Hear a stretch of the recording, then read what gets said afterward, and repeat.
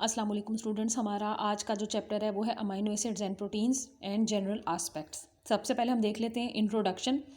आपको पता है कि प्रोटीन वो कॉम्प्लिकेटेड मॉलिक्यूल्स हैं जो कि बायोलॉजिकल मॉलिक्यूल्स में से एक हैं और हमारे जिस्म में ये बनते हैं, सिंथेसाइज होते हैं।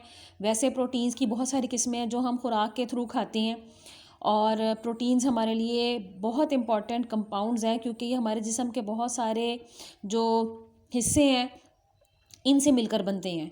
तो प्रोटीन जो है ये एक पूरा बड़ा ग्रुप है क्योंकि इसमें आगे से बहुत सारी किस्में हैं प्रोटीन्स की। ये ग्रुप जो है कॉमनली इसको प्रोटीन्स कहते हैं।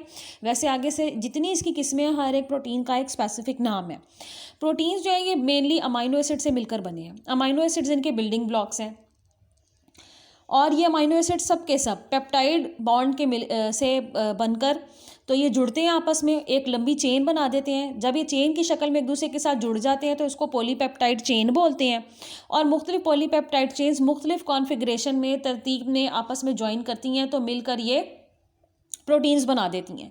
प्रोटीन्स छोटी बड़ी कई किस्मों की हैं।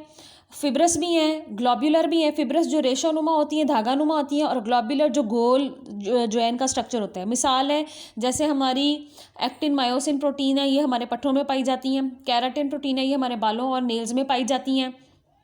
इसके अलावा हीमोग्लोबिन हमारी एक प्रोटीन है जो कि हमारा रेस्पिरेटरी पिगमेंट के तौर पे काम करती है और हमारे रेड ब्लड सेल्स पर पाई जाती है।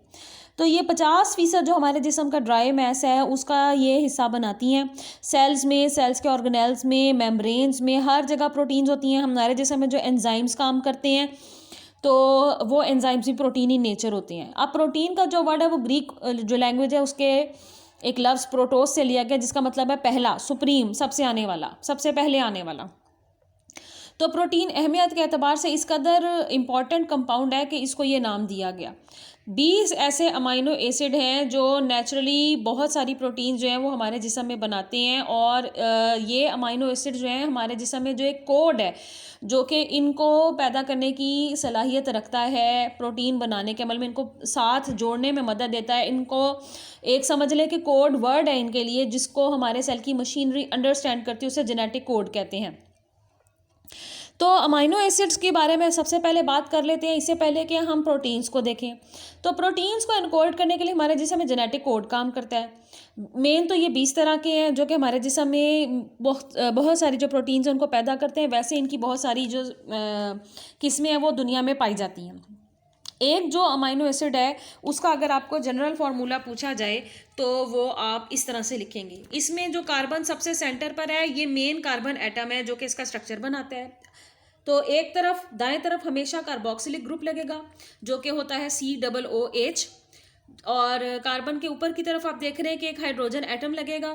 कार्बन के नीचे की तरफ आप देख रहे हैं कि एक अमाइनो ग्रुप लगेगा जिसको NH2 बोलते हैं। अमाइनो ग्रुप के होने की वजह से इन कंपाउंड्स को अमाइनो एसिड्स बोला जाता है और इसके साइड पर R लिखा हुआ है। R का मतलब है कि यहाँ पर कोई भी अल्काइल ग्रुप लगेगा क्योंकि अल्काइल ग्रुप आपने 9th-10th क्लास में पढ़े होंगे, बहुत सारे होते हैं।